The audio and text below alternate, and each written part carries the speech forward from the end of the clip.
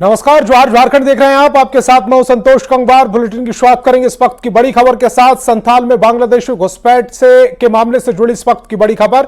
Supreme court में 8 नवंबर को सुनवाई होगी। हाई कोर्ट के फैसले को चुनौती दी गई है।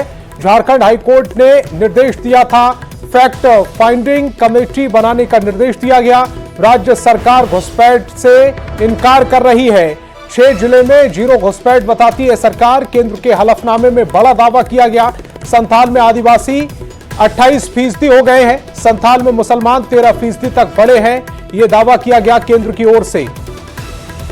शंकर आनंद हमारे संवाददाता ज्यादा जानकारी के साथ फोन लाइन पर जुड़ रहे हैं। शंकर, ये पूरा मामला एक बार आसान शब्दों में हमारे दर्शकों को समझा दीजिए। निश्चित तौर पर देखिए, झारखंड के संथाल परगना में जिस तरह से बांग्लादेशी घुसपैठियों के मामले में इजाफा देखने को मिला। हालांकि देखिए, अभी विधानसभा का चुनाव होना है और इस विधानसभा के चुनाव के दौरान में भी ये मसला जो है काफी चर्चा का विषय बना हुआ है। चाहे बात करें सत्ता पक्ष की बात करें, विपक्ष की बात करें, लगातार इस मसले को लेकर राजनीतिक जो बयानबाजी है वो वहां पे देखने को मिल रहा है। तो इसी मामले पर जिस तरह से सुप्रीम कोर्ट में जो याचिका दायर की गई है, तो उस याचिका पर सुप्रीम कोर्ट में 8 नवंबर को सुनवाई करेगा और सुनवाई में के दौरान में उन तमाम दलीलों को सामने रखा जाएगा कि किस तरह से किन किन इलाकों में घुसपैठियों की जो तादाद है उसमें इजाफा देखने को मिला है। खासतौर पर अगर बात करें जो पाकुड़ इलाका है, जो संथाल परगना का पाकुड़ इलाका है, इसके साथ साथ उसके आसपास का जो कुछ अन्य जिले हैं, वहां पर जिस तरह से काफी तादाद बढ़े हैं। तो इस बात को लेकर जिस तरह से वहां पर एक याचिका जो है बीजेपी नेता और सुप्रीम कोर्ट के वरिष्ठ अधिवक्ता अश्विनी कुमार उपाध्याय ने जिस तरह से याचिका दायर की थी, तो उसी याचिका पर उस दिन सुनवाई होना है। तो एक तरह से कह सकते हैं कि ये मसला जो है, जिस तरह से बांग्लादेश मूल के रहने वाले काफी लोगों की जो तादाद बढ़ी है और खास तौर पर इस बात को लेकर पिछले 3-4 महीनों के दौरान में काफी आरोप प्रत्यारोप का जो दौर है वो लगातार चल रहा है। तो इसी मामले को लेकर अश्विनी कुमार उपाध्याय के द्वारा याचिका दायर की गई थी और जिस मामले पर सुनवाई होनी है। तो एक तरह से कहा जा सकता है कि 8 तारीख को जब सुप्रीम कोर्ट में इस मामले को लेकर सुनवाई होगी, वो मामला बेहद महत्वपूर्ण होगा और देखना लाजमी होगा कि कोर्ट की सुनवाई के दौरान में किस तरह से उन तमाम दलीलों को रखा जाएगा। तो निश्चित तौर पे जो अलग अलग इलाकों में जहां पर मुस्लिम आबादी बढ़ी है और खास तौर पर जो ऐसे मुस्लिम जो बांग्लादेश मूल के रहने वाले हैं, जो अलग अलग रूट से झारखंड पहुंचे और झारखंड में पहुंचने के बाद वहां पर उनकी जो तादाद में जिस तरह से इजाफा देखने को मिला। कुल मिलाकर अगर कहें तो जो घुसपैठिए हैं उनकी पहचान इस पूरे मामले में सुनवाई के बाद हो सकेगी। शंकर जी, आप हमारे साथ जुड़े, आपका बहुत बहुत शुक्रिया। और दिल्ली से बड़ी खबर मिल रही है। प्रधानमंत्री मोदी ने जाना पद्मश्री मुकुंद नायक का हालचाल। इस वक्त की बड़ी खबर आपको बता रहे हैं। दिल्ली के मैक्स अस्पताल में वो भर्ती हैं। मुकुंद नायक का ऑपरेशन हुआ है। हर संभव सहायता का भरोसा भी प्रधानमंत्री की ओर से दिया गया। मुकुंद नायक जी राष्ट्र की धरोहर है, ये प्रधानमंत्री ने कहा है कि झारखंड के बड़े लोक कलाकार हैं।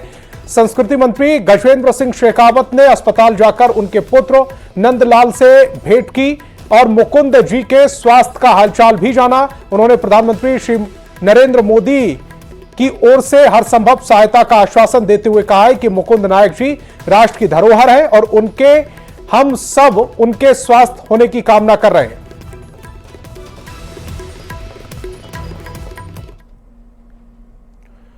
और कोडरमा से बड़ी खबर मिल रही है। जनसंपर्क अभियान में धक्का मुक्की हुई है। बरकट्टा विधायक का अभियान चल रहा था। बीजेपी उम्मीदवार भी अभियान में थे। जयनगर के योगिया टीला की यह पूरी घटना है। बॉडीगार्ड से हथियार छीनने का भी आरोप है। सोशल मीडिया पर यह वीडियो वायरल हो रहा है। तो जनसंपर्क अभियान के दौरान धक्का मुक्की हुई है। बरकट्टा विधायक का अभियान चल रहा था, उसी दौरान बॉडीगार्ड के साथ भी बदतमीजी की गई है। बीजेपी उम्मीदवार का यह पूरा अभियान था जिसमें धक्का मुक्की की खबर निकल कर आ रही है। जैननगर के योगिया टीला की यह पूरी घटना है। गढ़वा से जेएमएम उम्मीदवार और मंत्री मिथिलेश ठाकुर ने सड़क हादसे में घायल लोगों को अपनी स्कॉट की गाड़ी से एम्बुलेंस पहुंचाकर समय रहते हुए उनकी जान बचाई है। घटना मेरार थाना क्षेत्र के NH 75 पर लगमा के पास की है, जहां एक ट्रक ने ऑटो को जोरदार टक्कर मार दी। इस हादसे में 3 लोग घायल हो गए। ठीक उसी वक्त वहां से मिथिलेश ठाकुर गुजर रहे थे तो लोगों की भीड़ देख वो रुक गए। उन्होंने तुरंत अपने काफिले में शामिल गाड़ियों को अस्पताल भिजवाया है।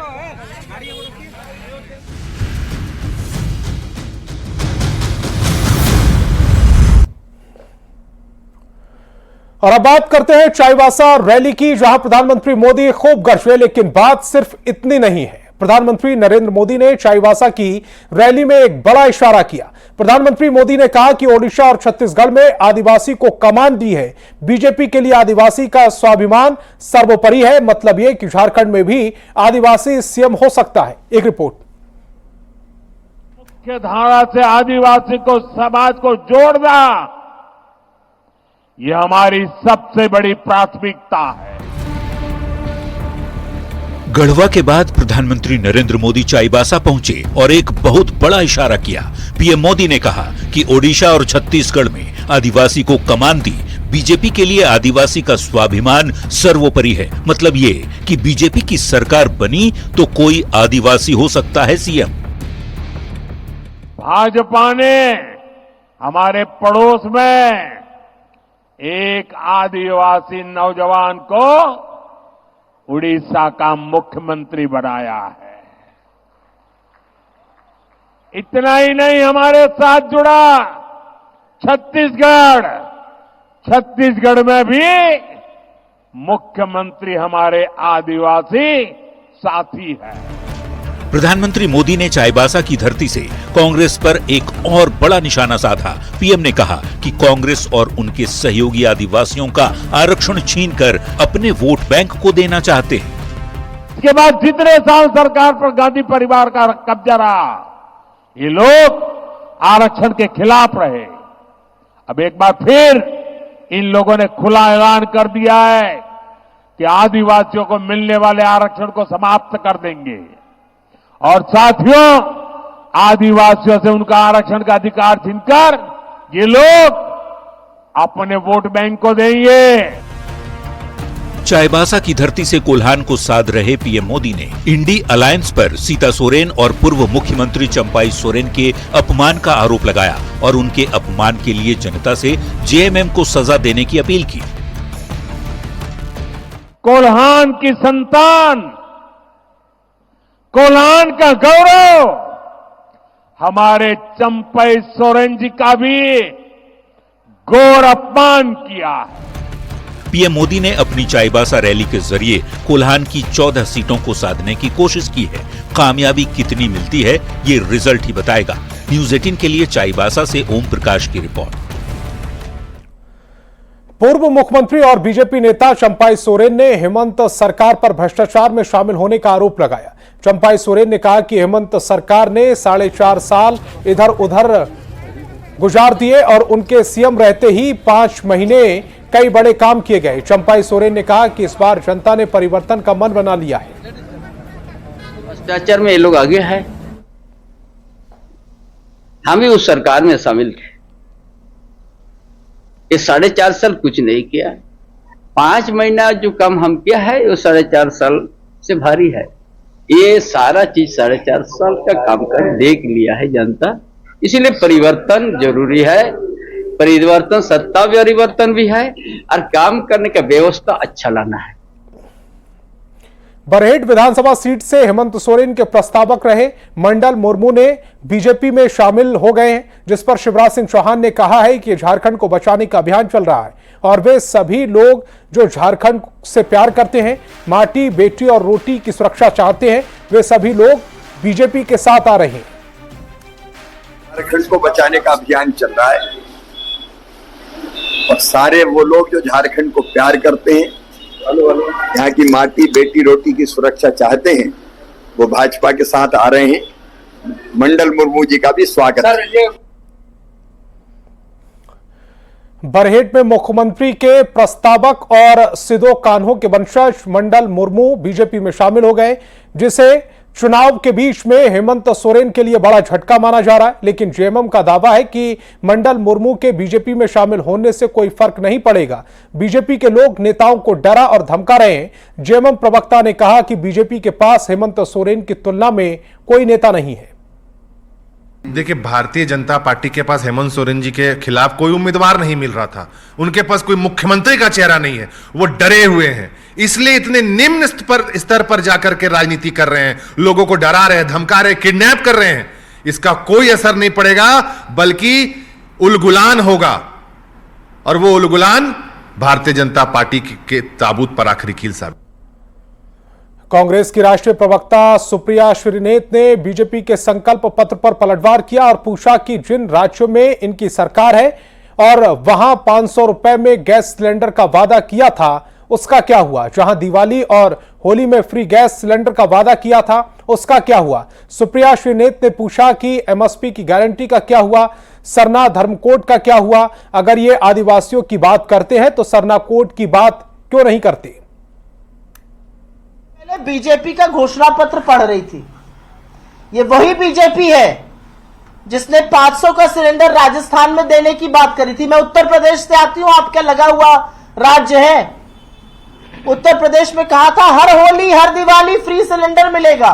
कितनी होली कितनी दिवाली बीत गई, फ्री सिलेंडर नहीं मिला, सिलेंडर का दाम 1000 के पार करा दिया। अब कह रहे हैं यहां पर 500 में सिलेंडर देंगे। अरे पहले राजस्थान में दे दीजिए, 6-7 महीना 8 महीना हो गया सरकार बने हुए। सरना धर्म कोड की बात नहीं करते अपने बजट में। किस मुंह से आप आदिवासियों का नाम लेते हैं? हमने यहां से पास करके भेजा हुआ है, 2 साल से आप उस पर कुंडली मार के बैठे हुए हैं। जहां पर इतने आदिवासी हैं वहां का 1,36,000 करोड़ रुपए बकाया आपने रखा हुआ है, जो इनके लाभ के लिए इस्तेमाल होना चाहिए था। झारखंड के सियासी संग्राम में भी बटोगे तो कटोगे वाले बयान पर खूब राजनीति हो रही है। हजारीबाग पहुंचे कांग्रेस के ओबीसी मोर्चा के राष्ट्रीय अध्यक्ष कैप्टन अजय यादव ने कहा, उन्होंने माहौल खराब करने वाला बयान है। उन्होंने यूपी के सीएम योगी आदित्यनाथ पर समाज को बांटने की साजिश का आरोप लगाया। लोगों को भड़काने की बात कर रहा है। मैं उनसे पूछना चाहता हूं, किनको बांटने की बात कर रहे हैं आप? जरा विस्तार में उसको खोल के बता दीजिए ना। और किसको कटने की बात कर रहे हैं आप? 800 साल मुगलों ने राज किया इस देश के ऊपर, तब हिंदू खतरे में नहीं आया, तो आज हिंदू खतरे में कैसे आ गया? तो ये जो लोगों में भय पैदा करना, भाईचारा खराब करना, इनका एक ही मकसद है। और जगन्नाथपुर विधानसभा सीट से बीजेपी उम्मीदवार गीता कोड़ा ने कहा कि जिस तरह से जेएमएम कांग्रेस की सरकार ने झारखंड को ठगा है, इसको लेकर कोल्हान में भी लोगों ने परिवर्तन का मूड बना लिया। गीता कोड़ा ने कहा कि हेमंत सरकार में आदिवासियों के साथ सिर्फ धोखा हुआ है। जिस तरह से झारखंड मुक्ति मोर्चा और कांग्रेस की गठबंधन की सरकार ने पूरे झारखंड के युवाओं को ठगा है, उसी तरह कोल्हान के लोगों को भी, यहाँ के जो आदिवासी मूलवासी हैं, उनको जिस तरह से ठगा है, इस बार जनता मन बना चुकी है कि इस बार बदलाव लाना है और कोल्हान में कमल खिलाना है। जो आदिवासियों के बीच में विरोधियों ने जिस तरह झारखंड मुक्ति मोर्चा और कांग्रेस ने एक गलत अवधारणा कर दिया कि भारतीय जनता पार्टी दीकू पार्टी है, वो यहाँ के आदिवासियों के हित नहीं सोचती, यहाँ के आदिवासियों के लिए नहीं सोचती। लेकिन कल जिस तरह से घोषणा पत्र में आदिवासियों को यूसीसी से अलग रखने की बात कही है, तो इससे एक विश्वास आदिवासियों के मन में जगा है। और आदिवासी भी जिस तरह से 2000 में कोल्हान में पूरे सभी विधानसभाओं पर भारतीय जनता पार्टी के विधायक थे, तो इस बार भी लोगों ने मन बनाया हुआ है। और आज तो मोदी जी ने आकर के जो बातें कही हैं, निश्चित रूप से और ज्यादा विश्वास, गहरा विश्वास लोगों का आ गया है भारतीय जनता पार्टी पर। डाल्टनगंज में मुख्यमंत्री हेमंत सोरेन ने कांग्रेस उम्मीदवार के.एन. त्रिपाठी के लिए चुनाव प्रचार किया। इस दौरान चुनाव प्रचार में मंच से सीएम ने बीजेपी पर जमकर निशाना साधा और वादे के नाम पर सिर्फ झूठा आश्वासन देने का आरोप लगाया। हम लोगों ने आप लोगों के लिए काम करना शुरू किया। यहाँ के आदिवासी मूलवासी, यहाँ के हर वर्ग के बच्चे जो हम लोग चुनाव लड़ना तो छोड़ो, भारतीय जनता पार्टी का झंडा रोने वाला भी नहीं मिलेगा। और हजारीबाग के बरकट्टा विधानसभा में जेएमएम विधायक कल्पना सोरेन ने सभा को संबोधित किया। इस दौरान कल्पना सोरेन ने बीजेपी पर जमकर निशाना साधा। कल्पना सोरेन ने कहा कि झारखंड का विकास बीजेपी से देखा नहीं जा रहा। कल्पना सोरेन ने आगे कहा है कि बीजेपी ने झारखंड में 20 साल तक शासन किया, लेकिन महिलाओं का सम्मान याद नहीं आया। अब गोगो दीदी योजना लाने की बात कह रहे हैं। अब वो आवाज जैसा हरिद्वार, सावित्रीबाई फूले, गुरुजी क्रेडिट कार्ड,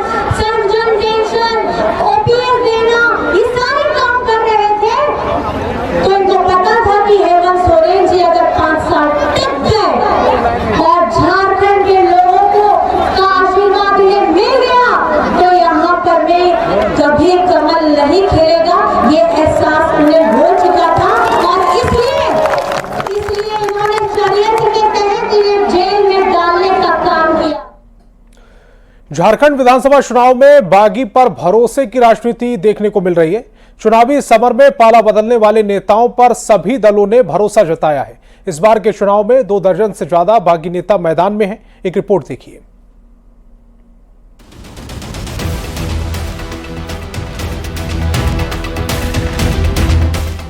झारखंड के चुनावी अखाड़े में बागी भी अपना दम दिखाएंगे। कल तक जो सत्ता पक्ष में थे वो रातों रात विपक्षी खेमे में चले गए और जो विपक्षी खेमे में थे वो दिन के उजाले में सत्ता पक्ष के हो गए। चुनावी समर में बागी और पाला बदलने वाले नेताओं को बीजेपी से लेकर कांग्रेस और जेएमएम से लेकर सपा जैसे दलों ने टिकट दिया है। बोरियो से लोबिन हेम्ब्रम, जामताड़ा से सीता सोरेन, सरायकेला से चंपाई सोरेन, घाटशिला से बाबूलाल सोरेन, जमुआ से मंजू देवी, जगन्नाथपुर से गीता कोड़ा, हुसैनाबाद से कमलेश सिंह।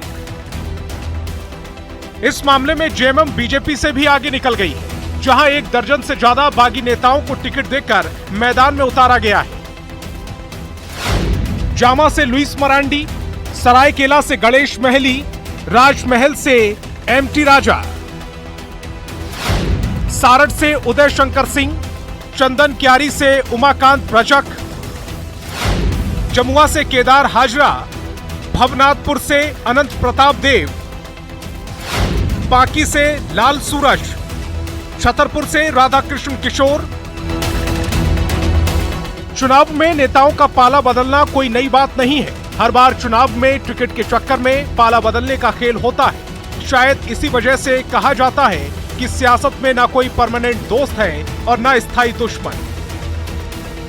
बहुत सारे ऐसे लोग हैं हमारी पार्टी छोड़कर जो गए जिनको अंतिम में जेएमएम ने टिकट दे दिया, लेकिन हमारे पार्टी में जो भी लोग आए, वो चंपाई दादा की बात करें, तमाम लोगों की बात करें, कुछ समय पहले आए, ठीक चुनाव की घोषणा के बाद नहीं आए। तो हम लोग सारे चेक्स एंड बैलेंसेस के साथ टिकट का बंटवारा करते हैं।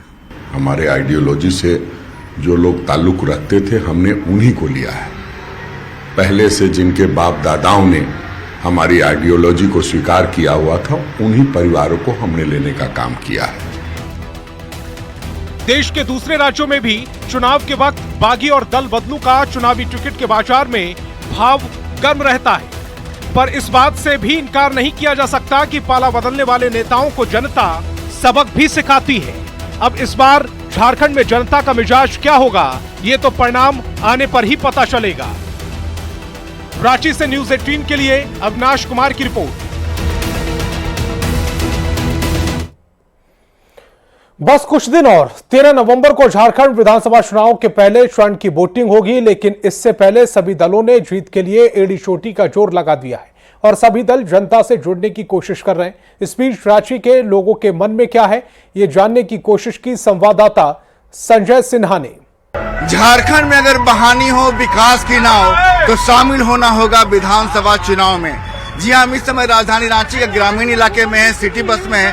तमाम लोग देख सकते हैं कि यहाँ से अपने अपने घरों की ओर जा रहे हैं और ग्रामीण इलाकों में जो बसें चलती है उनकी खूबसूरती होती है कि यहाँ जो वोटर होते हैं उनकी एक अपनी अलग सोच होती है। देखिए आपके बगल में ही बैठी है, उनसे बात करेंगे। कौन सी पार्टी पर भरोसा, ये बताइए। हमको भरोसा ही नहीं है, भरोसा उठ चुका है। क्यों भरोसा क्यों उठ चुका है? क्योंकि कुछ कार्य ही नहीं होता है। झारखंड नीचे ग्रस्त में गिरते ही जा रहा है। तो वोट देंगे तो किस पार्टी को वोट देने का मन बनाए हैं? बीजेपी। आप? बीजेपी। क्या है, बीजेपी को ही लगता है वही कुछ बदलेगी? बदल तो रही है। आप लोग तो देख ही रहे कितना कुछ बदल रही है। उनका सरकार नहीं बना फिर भी, लेकिन बना काम तो कर रहे हैं बीजेपी ही। इसलिए वोट भी तो देंगे। किस विधानसभा क्षेत्र से हैं आप? कुड़ू से। कुड़ू से। और ये सब हेमंत सोरेन सब चीज ये करता है ना, तो अच्छा काम भी करता है। हम लोग को जो भी थी सभी महिलाओं के अकाउंट में पैसा दे रहा है, उसी वाला हम लोग को खुश है। खाता है, पैसा आ रहा है? हाँ, आ रहा है। देखिए करंट जो पैसा आ रहा है तो लोग उसी पे भरोसा करेंगे, लेकिन अभी उनका तो अभी आया नहीं है, इसलिए लोग उन पे भरोसा तो नहीं करेंगे। लोग ये कह रहे हैं कि झारखंड विधानसभा चुनाव में वोट देना है, क्योंकि वोट देना जरूरी है और वोट देने से ही लोकतंत्र मजबूत होता है। और जब आप लोकतंत्र को मजबूत करेंगे तो जाहिर है आपका झारखंड भी मजबूत होगा। कैमरा प्रभाकर के साथ संजय कुमार सिन्हा, न्यूज़ 18 रांची। और झारखंड में पहले चरण की वोटिंग का दिन जैसे जैसे नजदीक आ रहा है, बयानबाजी का दौर भी तेज होता जा रहा है। इस बीच अब पोस्टर वॉर भी शुरू हो गया है, जिसने झारखंड की फिजाओं में गुलाबी ठंड के साथ साथ सियासी तफीश भी बढ़ा दी है। रांची में बीजेपी विधायक के आवास पर एक पोस्टर लगा है, जिस पर लिखा है, बटोगे तो कटोगे। अब इस पर सियासत तेज हो गई है।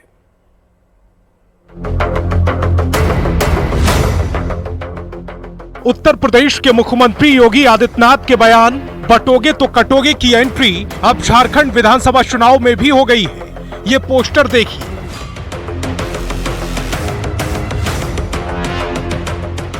बीजेपी विधायक सीपी सिंह के आवास के बाहर ये पोस्टर लगा है, जिस पर साफ लिखा है, बटोगे तो कटोगे। आप बटेंगे तो कमजोर होंगे, यदि बटेंगे नहीं तो मजबूत होंगे। सीपी सिंह के इस पोस्टर पर झारखंड की सियासत में भूचाल आ गया है। जेएमएम ने बीजेपी पर धर्म के नाम पर लोगों को लड़ाने की सियासत करने का आरोप लगा दिया, तो आरजेडी ने कह दिया कि बीजेपी की सियासत ही लोगों को तोड़ने की है। वहीं कांग्रेस का कहना है कि बीजेपी मुद्दा विहीन है, इसीलिए तोड़ने की राजनीति कर रही है। देखिए, बीजेपी का सबसे बड़ा एजेंडा है कि धर्म के नाम पर लोगों को लड़ाओ, पोलराइजेशन कराओ और मतलब अपने से जनता का वोट लो। भारतीय जनता पार्टी लोकतंत्र को तोड़ने में, कमजोर करने में और असंवैधानिक काम करने में प्रचलित है। हमारा नारा क्या है? झारखंड की जनता का विकास, सबका साथ, सबका विकास, सभी वर्गों को लेकर। 13 और 20 नवंबर को प्रदेश में मतदान है और 23 नवंबर को रिजल्ट का दिन है। ऐसे में देखने वाली बात होगी कि इस पोस्टर वॉर का किसको कितना फायदा हुआ और किसको नुकसान। रांची से निरंजन कुमार के साथ ब्यूरो रिपोर्ट, न्यूज़ 18। तो झारखंड में फिलहाल इतना ही। आप देखते रहिए न्यूज़ 18 बिहार झारखंड।